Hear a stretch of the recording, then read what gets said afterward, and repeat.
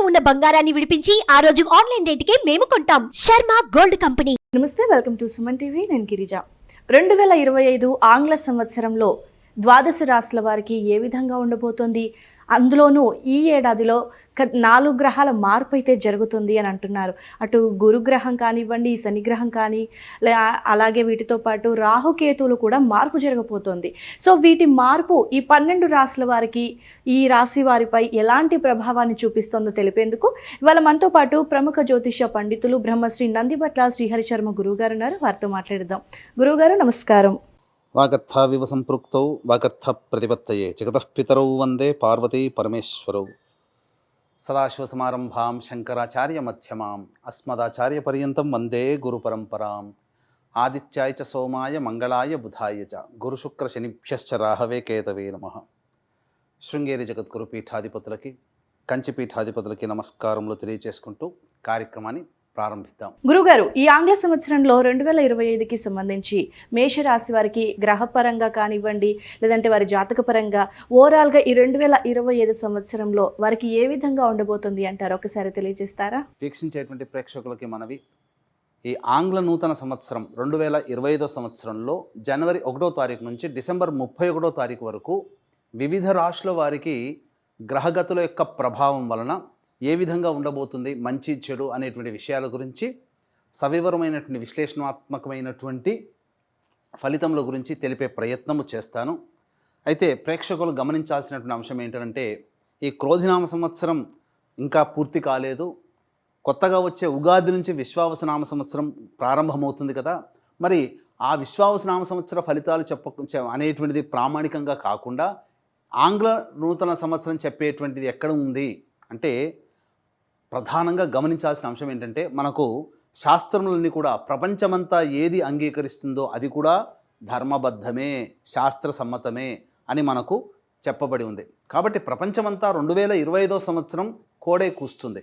కాబట్టి ఈ 2025 సంవత్సరంలో ఎలా ఉండబోతుందనే విషయాల్ని క్లుప్తంగా మీకు తెలియజేస్తాను. మళ్ళీ విశ్వావసునామ సంవత్సరం ఎప్పుడైతే ప్రారంభమవుతుందో అప్పుడు మళ్ళీ ఈ ఆంగ్ల నూతన సంవత్సరం కాకుండా విశ్వావసునామ సంవత్సర పంచాంగ ఫలితములని తెలిపే ప్రయత్నం కూడా అప్పుడు చేసుకుందాం. 2025 సంవత్సరంలో కనుక చూసుకున్నట్లయితే ప్రధానంగా మనకు ఈ మేషరాశి వారికి మంచి చెడు, అలాగే వివిధ రంగాలలో ఉన్నటువంటి వారికి ఏ విధంగా ఉండబోతుందో తెలుసుకునే ప్రయత్నం చేద్దాం. ముందుగా ఈ మేషరాశి వారికి ప్రధానంగా గురుబలం అధికంగా ఉండడం, అన్ని విషయాల్లో కూడాను విజయాన్ని పొందేటువంటి అవకాశం గోచరం అవ్వడం, గ్రహగతులు కూడా కొంత సమయం మీకు అనుకూలంగా ఉండడం, కొంత సమయం తర్వాత నుంచి కొన్ని ఇబ్బందికర పరిస్థితులు అనేటువంటి ఉండడం, ఇవన్నీ కూడా సర్వసాధారణమే. అయితే ఎలా ఉండబోతుంది, ప్రధానంగా ఈ యొక్క గ్రహ సంచార ప్రభావాన్ని బట్టి మనం ఏ విధంగా ఉండబోతుందో తెలుసుకునే ప్రయత్నం చేద్దాం. ఇక ప్రధానంగా చూసుకున్నట్లయితే ఈ మేషరాశి వారికి 9 మే వరకు గురువు వృషభంలోనే సంచారం చేస్తుంటాడు. కాబట్టి జనవరి 1వ తారీఖు నుంచి 9 మే వరకు కూడా అనుకూలమైనటువంటి ఫలితములు లభిస్తాయి. సర్వత్రా గురుడు శుభకరుడై ఉండి మీకు అన్ని రకాలుగా ధనాదాయం, ఏ వృత్తిలో ఉన్నటువంటి వాళ్ళకైనప్పటికీ కూడాను ధనాదాయం చక్కగా ఉంటుంది. ప్రతిదీ కూడా కలిసి వస్తుంది. ముఖ్యంగా లాభాలు ఆర్జించే అవకాశం మే 9వ తారీఖు వరకు ఉంటుందని చెప్పవచ్చు. ఇంకా మే 9 తర్వాత సెప్టెంబర్ 28వ తారీఖు వరకు ఈ యొక్క మేషరాశి వారికి గురుడు మిథున రాశిలో సంచారం చేస్తుంటాడు. కాబట్టి ఈ మిథున రాశి సంచార ప్రభావం వల్ల ఏమవుతుంది, తెలిసిన వారి వలన, నమ్మకస్తుల వలన కొంత నష్టపోయే అవకాశం మే 10వ తారీఖు నుంచి సెప్టెంబర్ 28వ తారీఖు వరకు ఉంటుంది. కాబట్టి జాగ్రత్తలు పాటించాలి. నూతన వ్యక్తులు, ఈ మధ్యకాలంలో పరిచయమైనటువంటి నూతన వ్యక్తుల పట్ల ఒక కన్నేసి ఉంచడం అనేటువంటిది చేసుకోవాలి. ఎందుకనంటే ప్రతిదీ కూడా మనం విశ్లేషణాత్మకంగా మే 9 నుంచి సెప్టెంబర్ 28వ తారీఖు వరకు కూడా ఉన్నటువంటి కాలము ప్రధానంగా నూతన వ్యక్తుల పరిచయం కానీ, అలాగే స్నేహితులు కానీ, అలాగే ఇతరత్రా వ్యక్తులు ఎవరైనా కానీ మీకు పరిచయం అవ్వడం, తద్వారా మీకు భవిష్యత్తులో కొంత ఇబ్బందికర పరిస్థితులు తలెత్తే అవకాశాలు గోచరమవుతున్నాయి. ఇక సెప్టెంబర్ 28 నుంచి నవంబర్ 11 వరకు గురుడు అతిచార ప్రభావము చేత కర్కాటక రాశిలో సంచారం చేస్తుంటాడు. కాబట్టి ఈ కర్కాటక రాశిలో సంచారం చేస్తున్నటువంటి కాలంలో ఏమవుతుంది, ప్రధానంగా తల్లిగారి ఆరోగ్యం పట్ల శ్రద్ధ వహించాలి. సెప్టెంబర్ 28 నుంచి నవంబర్ 11 మధ్యకాలంలో స్థానచలనం కానీ, లేకపోతే ఈ సంబంధించినటువంటి ప్రధానంగా పోస్ట్పోన్ అనగా మీరు ఏదైతే అనుకుంటుంటారో ఆ పనులన్నీ పోస్ట్పోన్ అవ్వడం కానీ, ఇక ఉద్యోగానికి సంబంధించినటువంటి దాంట్లో స్థల మార్పులు, గృహ మార్పులు కూడా గోచరమవుతుందని చెప్పవచ్చు. ఇక నవంబర్ 12 నుంచి డిసెంబర్ 28వ తారీఖు మధ్య కాలంలో గురుడు మళ్ళీ వక్రీకరించి కర్కాటకంలోనే ఉన్నాడు. కాబట్టి ఏమవుతుంది, ఈ మే 9వ తారీఖు నుంచి సెప్టెంబర్ 28వ తారీఖు మధ్య పరిచయమైనటువంటి వ్యక్తుల వల్ల కొంత నష్టం అనేటువంటిది నవంబర్ 12 నుంచి డిసెంబర్ 28వ మధ్య కాలంలో మీకు ఏర్పడబోతుంది. కాబట్టి జాగ్రత్తలు పాటించండి. ఏదైనా నూతన వ్యాపారాలు ప్రారంభించాలి అనుకున్నప్పుడు చక్కగా ఈ యొక్క మే 9th లోపలనే ప్రారంభం చేయడం చాలా ఉత్తమమైనటువంటి విషయాన్ని గమనించుకోవాలి. ఇక ఈ మేషరాశి వారికి కనుక చూసుకున్నట్లయితే ఏప్రిల్ 16వ తారీఖు వరకు శని లాభస్థానంలో ఉండడం, అనగా జనవరి 1వ తారీఖు నుంచి ఏప్రిల్ 16 వరకు ఇటు గురుడు ఇటు శని భగవానుడు సమస్త విధముగా అనుకూలించే ప్రభావంలో ఉన్నారు. కాబట్టి చక్కగా అనుకున్నటువంటి పనులన్నీ కూడాను ముందుకు సాగడం, తద్వారా మీరు ఏదైతే వ్యాపారం కావచ్చు, ఉద్యోగం కావచ్చు, ఏదైతే తలపెడతారో అవన్నీ కూడాను విజయవంతంగా ముగుస్తాయని చెప్పవచ్చు. ఇక ఏప్రిల్ 16 నుంచి అక్టోబర్ 9 వరకు కూడా శని భగవానుడు ఈ యొక్క మీన రాశిలో సంచారం చేస్తుంటాడు. తద్వారా మేషరాశి వారికి ఏమవుతుంది, ఏలిన నాడి శని ప్రభావం ప్రారంభమవుతుంది. కాబట్టి జాగ్రత్తలు పాటించాలి. ఈ ఏలినాటి శని ప్రభావం వల్ల ఏప్రిల్ 16 నుంచి అక్టోబర్ 9 వరకు కొన్ని ఇబ్బందికర పరిస్థితులు అనేటువంటివి ఉంటాయి, కష్టములు ఉంటాయి, ప్రతి దాంట్లో నష్టములు ఉంటాయి. కాబట్టి సమస్యలు వస్తాయి ఈ ఏప్రిల్ 16 నుంచి అక్టోబర్ 9 వరకు ఏలిన నాడి శని ప్రభావం వలన. కాబట్టి జాగ్రత్తలు పాటించాలి. ఇక జూలై 8వ తారీఖున వక్రీకరించి, అనగా మీనంలోనే వక్రీకరిస్తాడు. కాబట్టి ఈ జూలై 8 నుంచి అక్టోబర్ 9 వరకు కూడా చూసుకున్నట్లయితే ప్రధానంగా ఈ యొక్క జూలై 8 నుంచి మీనంలోనే అక్టోబర్ 9 వరకు గురుడు వక్రీకరించున్నాడు మీనంలో. కాబట్టి ఈ యొక్క లాభస్థాన ఫలితమే ఏలిన నాడి శని ప్రభావం ఉన్న, మనం ఇంతకుముందు చెప్పుకున్నాం ఏప్రిల్ 16 నుంచి అక్టోబర్ 9వ తారీఖు వరకు ఏలిన నాడి శని ప్రభావం. కానీ ఏప్రిల్ 16 నుంచి జూలై 8వ తారీఖు వరకు ఏలిన నాడి శని ప్రభావంతో సమస్యలు ఉంటే, మళ్ళీ జూలై 8 నుంచి ఈ అక్టోబర్ 9 వరకు కూడా మీనరాశిలోనే వక్రీకరించినటువంటి కారణం చేత మళ్ళీ లాభస్థానం అయినటువంటి శుభ ఫలితాలు శని భగవానుడు అందజేస్తాడు. కాబట్టి ఏప్రిల్ 16 నుంచి జూలై 8 వరకు మాత్రమే సమస్యలు. 8 నుంచి మళ్ళీ ఆ సమస్యల నుంచి బయటపడే అవకాశాలు గోచరమవుతున్నాయి. అక్టోబర్ 10న కుంభంలోనే వక్రీకరించి ఉండడం, ఈ కారణం చేత ఏమవుతుంది, ప్రధానంగా ఈ అక్టోబర్ 10న కుంభంలోనే వక్రీకరించి నవంబర్ 26 వరకు వక్రం ఆఖరు. ఏమవుతుంది, దశమ స్థాన ఫలితాలు ఏమవుతుంది, ఈ యొక్క ప్రభావం వల్ల మేషరాశి వారికి స్థాన చలనం అనేటువంటిది కలుగుతుంది. అనగా ఉద్యోగంలో ఏదైనా కానీ మార్పులు చేర్పులు చోటు చేసుకోవాలనుకున్నప్పుడు మీరు జాతకరీత్యా ఈ యొక్క మేషరాశి వారు ఏప్రిల్ 16వ తారీఖు నుంచి జూలై 8వ తారీఖు నుంచి అక్టోబర్ 9 వరకు మీరు ప్రయత్నాలు చేసుకుంటే దాని యొక్క ఫలితము స్థాన మార్పు, గృహ మార్పు, ఉద్యోగ మార్పు అనేటువంటిది అక్టోబర్ 10 నుంచి ఉండబోతుంది. కాబట్టి జాగ్రత్తగా ఈ యొక్క సమయాన్ని మీరు పరిశీలనలో పెట్టుకొని తదనుగుణంగా మీరు ప్రయత్నాలు ప్రారంభించండి. ఇక గమనించుకున్నట్లయితే ఈ యొక్క మేషరాశి వారికి ప్రధానంగా కుజుని యొక్క ప్రభావం సంపూర్ణంగా అనుకూలంగా ఉండేటువంటి సమయం. ఈ యొక్క కుజగ్రహ ప్రభావం రాష్ట్రాధిపతి అయినటువంటి కుజుడు కూడా అనుకూలించేటువంటి సందర్భంలో మీకు చూసుకున్నట్లయితే ప్రధానంగా ఏప్రిల్ 1 వరకు కూడా, అనగా జనవరి 21 వరకు కర్కాటకంలో ఉండడం, జనవరి 21 నుంచి ఏప్రిల్ 1 వరకు కూడా మిథున రాశిలో వక్రీకరించే స్థితి పొంది ఉండడం. ఈ కారణం చేత ఏమవుతుంది, తృతీయ స్థానంలోనే స్తంభించి ఉండడం, కుజ స్తంభన కలిగి ఉండడం, అనగా జనవరి 21 నుంచి ఏప్రిల్ 1 వరకు కూడా. ఈ కారణం చేత ఏమవుతుంది, ధన వస్తువులు, అనగా ధనము ఖర్చు కావడం కానీ, సోదర సోదరిమణులతో విభేదాలు ఏర్పడడం కానీ కుజగ్రహ ప్రభావంలో కలవచ్చు.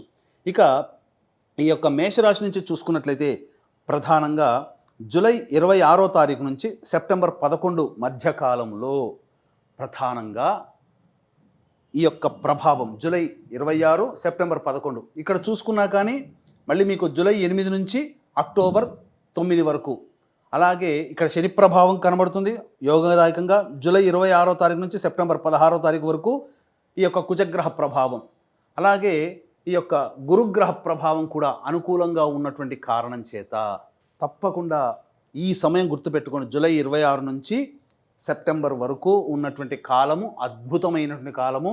ఏదైనా కానీ ప్రమోషన్స్ కానీ, పదవులు కానీ, లేకపోతే ఇతరత్ర నూతన ఉద్యోగములు కానీ ఏవైనా కావాలి అనుకున్నప్పుడు ఈ జూలై 26 నుంచి సెప్టెంబర్ 11వ తారీఖు వరకు ఉన్నటువంటి సమయము అద్భుతమైనటువంటి సమయంగా చెప్పబడి ఉంది.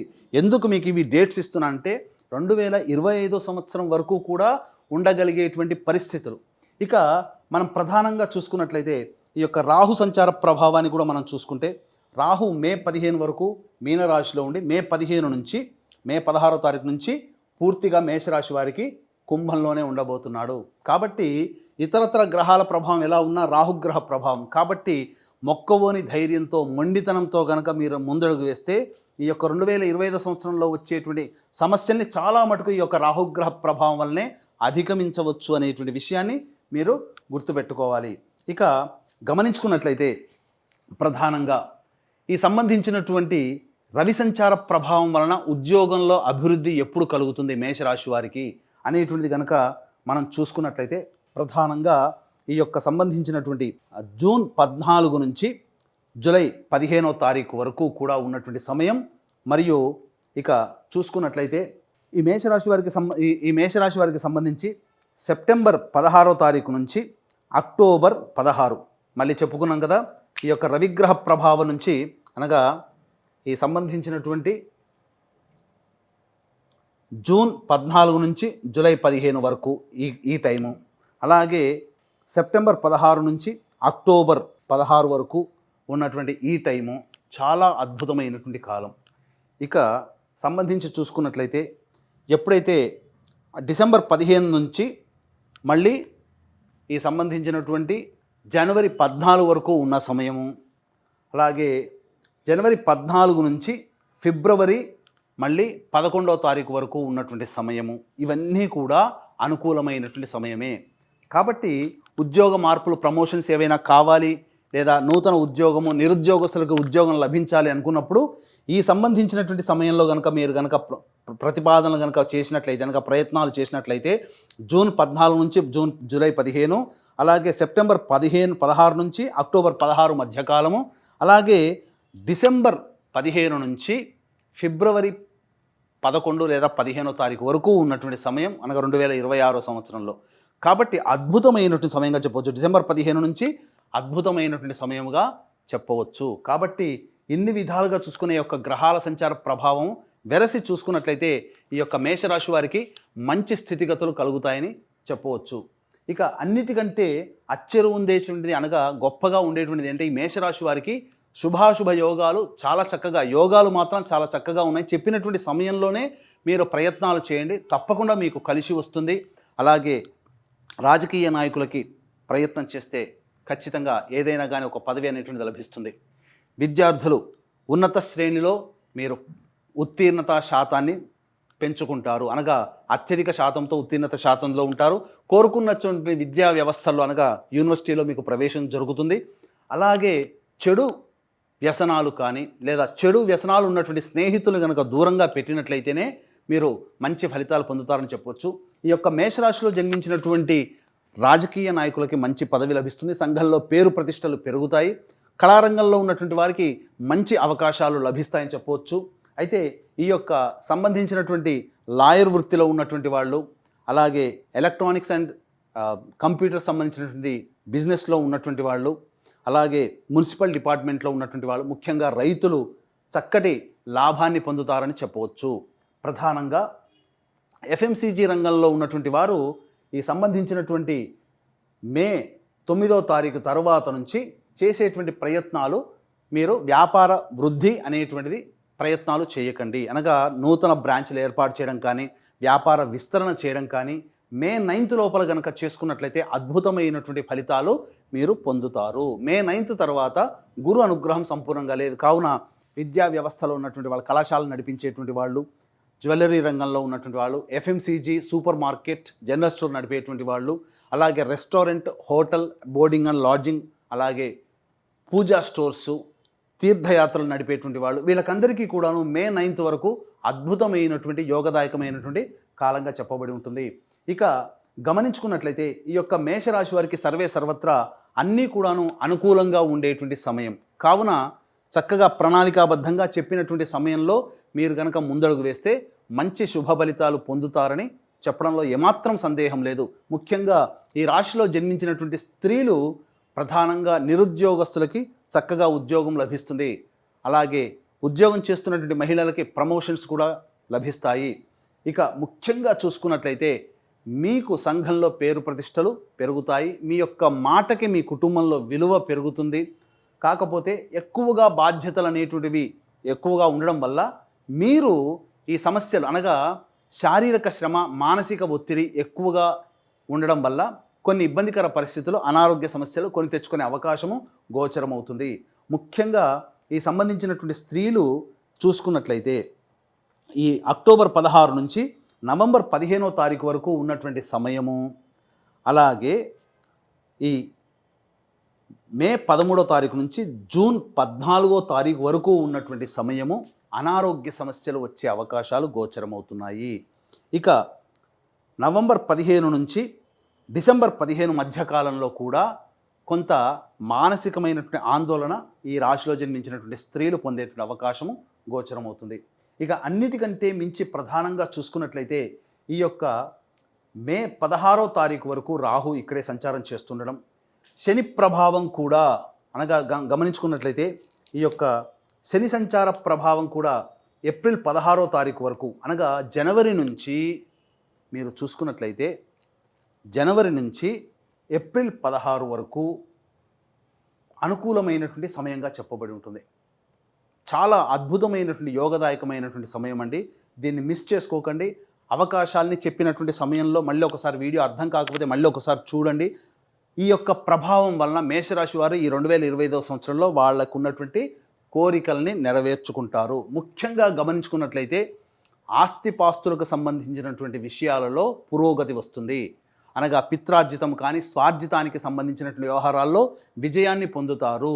కాబట్టి అన్ని రకాలుగా అన్ని రంగాల్లో ఉన్నటువంటి వారికి చాలా మంచి జరుగుతుందని చెప్పొచ్చు. ఏతావాత చెప్పొచ్చేది ఏమిటంటే ఈ యొక్క రాశిలో జన్మించినటువంటి సర్వ విధాలుగా అనగా సర్వ వ్యవస్థలలో ఉన్నటువంటి వారు శుభాన్నే పొందుతారు. అశుభము చాలా తక్కువగా ఉంది. కాకపోతే ఖర్చులు కూడా అధికంగా ఉంటాయి. కాబట్టి దీన్ని దృష్టిలో పెట్టుకునే సమస్యలు అనగా సమస్యలు లేని మానవుడు అంటూ లేరండి. కాబట్టి ఇటువంటి సమస్యలు ఏవైనా కానీ మానవుడికి ఉత్పన్నమైనప్పుడు మీరు మానసికంగా బలహీనపడకుండా దైవానుగ్రహాన్ని పొందే ప్రయత్నం చేయండి. ఇట్టి దైవానుగ్రహం ఈ 2025వ సంవత్సరం అందరికీ అందించాలనేటువంటి ఒక సదుద్దేశంతో జనవరి 13వ తారీఖు రోజున పౌర్ణమి అనగా పుష్య పౌర్ణమి సందర్భంగా కాళహస్తిలో కానీ లేదా శ్రీశైలంలో కానీ సర్వదోష నివారణ పూజల హోమాలు సంవత్సరం పాటు చేయించడం జరుగుతుంది. ప్రతి నెల ఒక్కొక్క పుణ్యక్షేత్రంలో ఈ 2025వ సంవత్సరంలో మీరు నిజాయితీగా చేసేటువంటి ప్రయత్నాలతో పాటు దైవ అనుగ్రహం గుర్తుపెట్టుకోండి. శ్రీకృష్ణ భగవానుడు ధర్మము దైవం రూపంలో అండగా ఉన్నటువంటి కారణం చేతనే విజయుడై అర్జునుడు తిరిగి వచ్చాడు కురుక్షేత్ర యుద్ధంలో. కాబట్టి దైవం ముందుండగా మనకు అపజయం అంటూ ఉండదు.